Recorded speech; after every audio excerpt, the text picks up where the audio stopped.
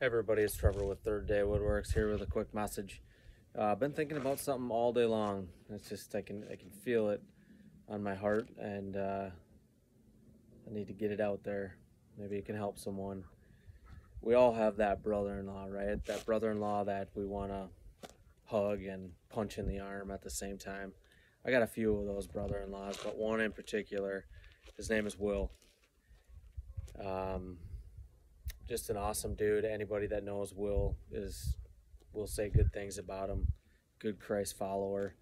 And Will, a couple years ago, was relentless on getting me to attend a men's retreat. It was a 3-day retreat on a weekend. Just relentless. Would not give it up, to the point where I just couldn't avoid him anymore. And at the time, I was a police officer, had a family, had the canine at home. I had every excuse in the book to throw at him, the reasons why I didn't want to attend this retreat, and it didn't work. He just stayed persistent, and ultimately, I succumbed to his pressure and ended up going on the retreat.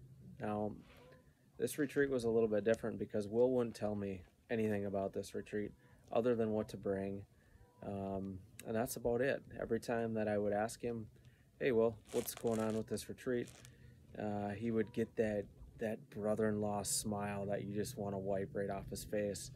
And he just said, you'll find out. So I get there. There's a bunch of guys. I don't know how many guys total there was, but it was at like a dormitory style camp.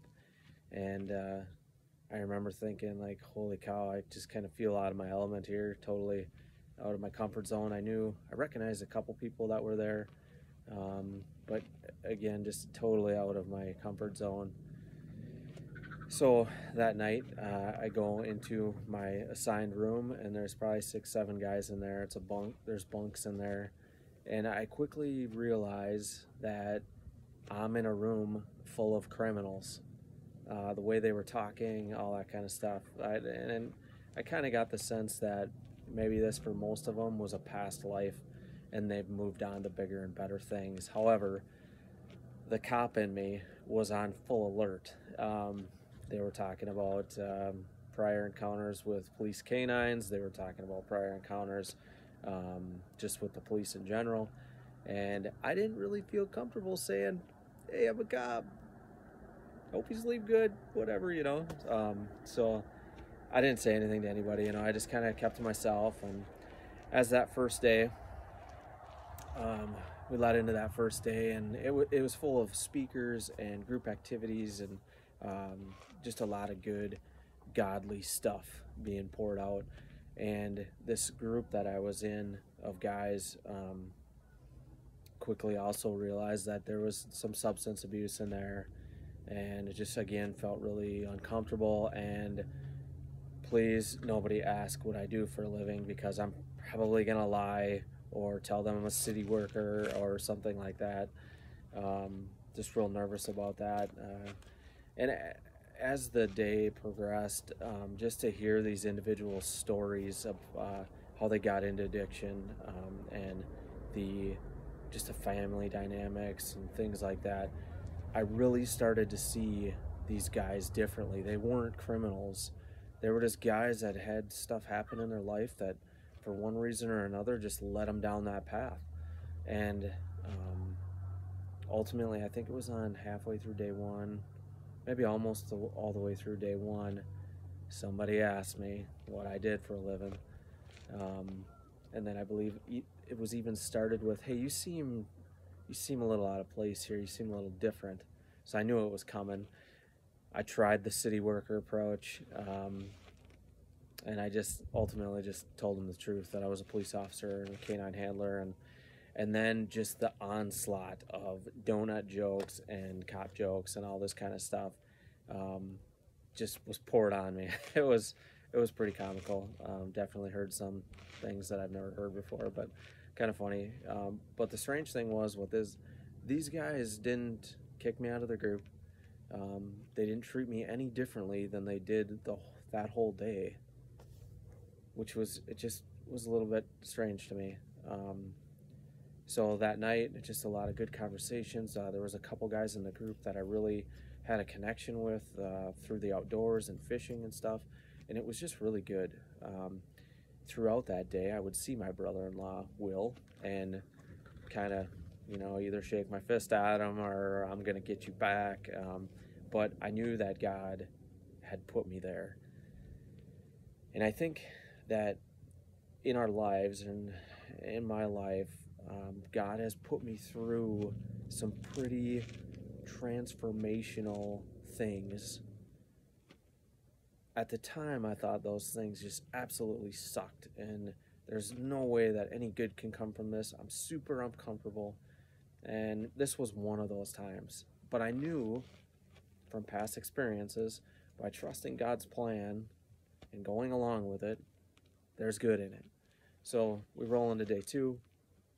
It gets real personal. I mean, we're sharing things that I, haven't shared with my close friends, just faith stuff, just my story, childhood stuff, and everybody, the whole group became really tight knit, and I no longer viewed these people as criminals or anything like that. In fact, I, when I told this to a couple of them, I felt more connected and more safe, if I can say that, and secure in our friendship than I do some of my friends back home, or even some of the coworkers that I had.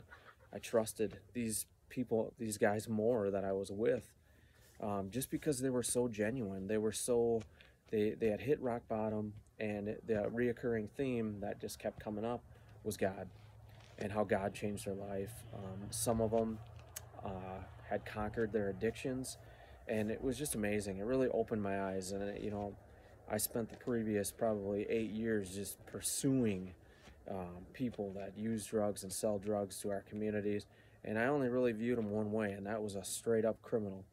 And now, don't get me wrong, there's some people that are straight up criminals, but I think a majority of people, if you really took the time to sit down and listen to them and hear their story, you can relate, and you might even have some family members or some things that have happened in their lives have happened in your lives as well. So day two rolls on. The friendships are established. Some of these guys are really close to where I live, and just starting to form those friendships. And all along, I can feel God just totally changing my heart and my perception on addiction and all of that stuff. So day three, we go into it, and by the end of the third day, I knew that my perspective on my job as a police officer had changed. Listening to all these guys' stories about everything really changed my perspective on what I had been doing and what I'm going to go back and do. I remember at the end of the third day, we were asked to get up there and stand in front of everyone and just kind of tell everyone what we thought about it. And I just remember, saying up what I stated earlier, that, I pursued addicts. I pursued people like that because that was my job. As a canine handler, I went after drugs. I found drugs.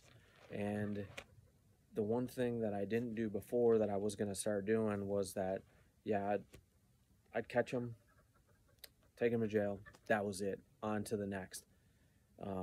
Now, after this retreat, I kind of made a promise to myself that I would do everything I can to share the gospel with whomever I cross paths with. And so I was going to go back. If God put me, with someone in front of me that needed to be arrested, well, they were going to go to jail, but they were also going to hear about Jesus. And I remember, coming back from there, and that's what I did. I did that for probably over 2 years. Shared Jesus on duty. Never ran into a situation where somebody in that position didn't want to hear about Jesus, didn't want to hear about hope, and didn't want to hear about, that there's a better life out there. Everybody welcomed it with open arms that I ran into on the street and dealt with on the street. And I owe it to those guys that I was with for those 3 days. They changed my life. I mean, I came back and I vowed that I would be a better husband, a better father, and just all in all, a better police officer. So I guess my point in this whole rant, not even rant, but message is that God uses all of us to change and transform our hearts to bring us closer to Him. And if it wasn't for those guys, I wouldn't be where I'm at today.